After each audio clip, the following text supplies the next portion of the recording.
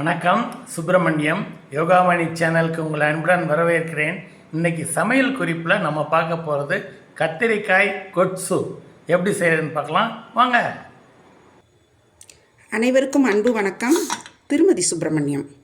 சமையல் குறிப்பில் இன்றைக்கி நம்ம பார்க்க போகிறது வெண்பொங்கல், இட்லி, தோசைக்கு தொட்டுக்கிறதுக்கான கத்திரிக்காய் கொட்சு. அதுக்கு ப்ரெஷர் பேனில் ஒரு பாத்திரத்தில் 1/2 கப் பாசிப்பருப்பு நல்லா குழைவாக வேக வச்சு எடுத்து வச்சுருக்கிறேன். அடுப்பில் அதே ப்ரெஷர் பேனில் கொஞ்சம் எண்ணெய் ஊற்றிருக்கிறேன். எண்ணெய் காஞ்சிருச்சு. அதில் ஒரு பெரிய வெங்காயம் பொடியாக நறுக்குனதை போடுறேன்.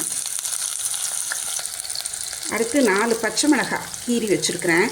அதுவும் கருவேப்பிலையும் சேர்த்து வதக்குறேன். பொடியாக நறுக்குன தக்காளி ஒரு 3/4 கப் இதுவும் சேர்த்து வதக்கிடலாம்.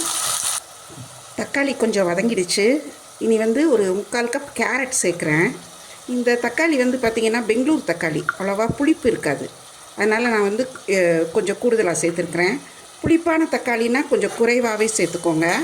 ஏன்னா இந்த கொட்சுக்கு காரம் புளிப்பு எல்லாமே மைல்டாக தான் இருக்கும். இதுக்கு முக்கியமானது கத்திரிக்காய். கத்திரிக்காய் ஒரு நறுக்குனது ஒரு தாராளமாக 1/2 கப் நறுக்கி வச்சுருக்கிறேன். அதாவது நம்ம கூட்டுக்கெல்லாம் நறுக்கோம் இல்லையா, அந்த மாதிரி இது நறுக்கி வச்சுருக்கிறேன். இதை இப்போ இதில் சேர்த்துட்றேன்.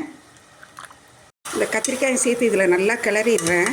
கிளறிட்டு இதுக்கு கொஞ்சம் 1/2 ஸ்பூன் மஞ்சள் தூள், கொஞ்சமாக மிளகாத்தூள், தனி மிளகாத்தூள் எடுத்துருக்கிறேன், கொஞ்சம் போல் பெருங்காயத்தூள், இது 3ஐயும் இதில் சேர்த்துட்டு இது நல்லா கிளறி விட்டு கொஞ்சம் தண்ணி ஊற்ற போகிறேன்.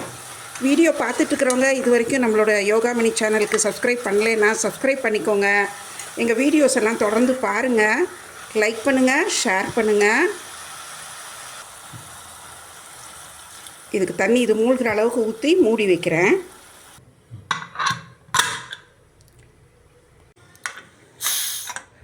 குக்கரில் ஒரு 2 விசில் வர வச்சுருந்தேன். இந்த காயெல்லாம் வெந்திருக்கான்னு பார்க்கலாம். நல்லா வெந்திருக்குது. இது லேசாக கிண்டி விட்டுக்கலாம். இது ரொம்ப குழஞ்சிருக்காது, ஓரளவுக்கு நல்லா அந்த காயோட வடிவங்கள் நல்லா தெரியும்.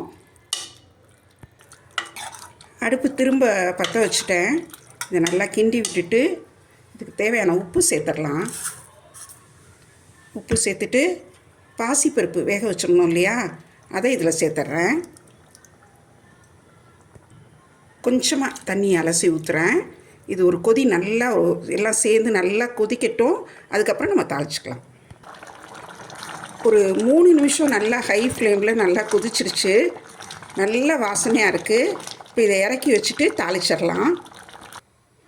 அடுப்பில் ஒரு பேன் வச்சு தேங்காய் எண்ணெய் ஊற்றுறேன். தேங்காய் எண்ணெய் நெய்யில் தாளித்தா இது ரொம்ப ரொம்ப நல்லாயிருக்கும். அவைலபிளாக இல்லைன்னா நீங்கள் யூஸ் பண்ணுற குக்கிங் ஆயில் எதுனாலும் யூஸ் பண்ணிக்கலாம். இது கொஞ்சம் காயட்டும். கடுகு, உளுந்தம்பருப்பு 1 ஸ்பூன், சீரகம் 1 ஸ்பூன் சேர்த்து இதில் போடுறேன். இது நல்லா பொரியட்டும். 1 ஸ்பூன் கருவேப்பிலை, கொஞ்சம் கொத்தமல்லி, பச்சை கொத்தமல்லி அதையும் இதில் சேர்த்துட்டேன். இது இந்த குழம்புல சேர்த்துடலாம்.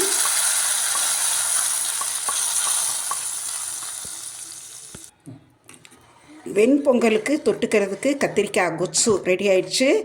எடுத்து இப்போ பரிமாறிடலாம்.